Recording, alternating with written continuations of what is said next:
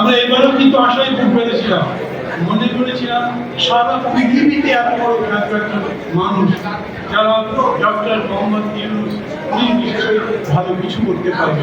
Nobel prize পেয়েছেন, সারা দুনিয়াতে micro ক্রেডিটে অসাধারণ সাফল্য অর্জন করেছেন। বাংলাদেশের সংস্কারের সম্ভবত সেই রকম একটা সাফল্য অর্জন করতে পারবে। 8 মাস ধরে কথা বলেছি, তারপরে একটা চুক্তি সই করেছি, সনদ সই করেছি। সবাই জানে দলিল যখন লেখা হয়ে যায় সেই দলিল মানা যায় না, কিন্তু এরা দলিল মাত্রা দিয়েছে। যেদিন সই করেছি সেই দিন আর্টিকেল 5 ওই দলিলের মধ্যে জুলাই সনদে সেটা পড়তে দিয়েছে।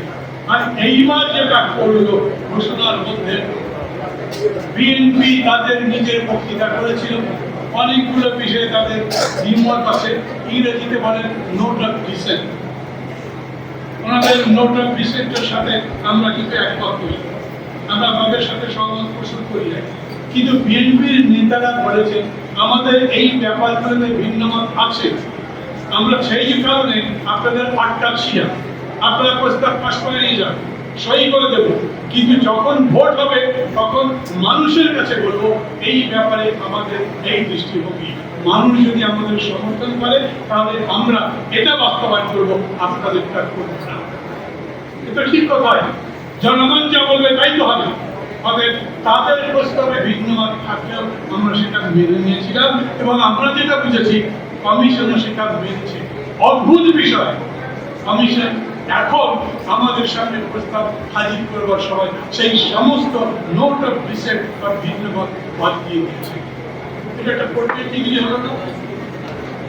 এই প্রথম ডক্টর ইউনূস এবং তার সরকার শুনলেন যে তারা জাতির সঙ্গে এবং বিএনপির সঙ্গে বিশেষ করে প্রতারণা করেছে।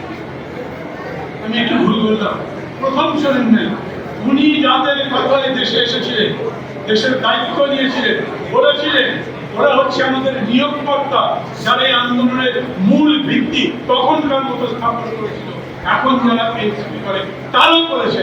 এই সরকার আমাদের সাথে প্রতারণা করেছে। আচ্ছা, এই সরকার দেশে ভালো নির্বাচন দেবে, জনগণের কাছে গ্রহণযোগ্য নির্বাচন দেবে, সেই সরকার যদি প্রতারক হয় তাহলে আমাদের করার কি আছে?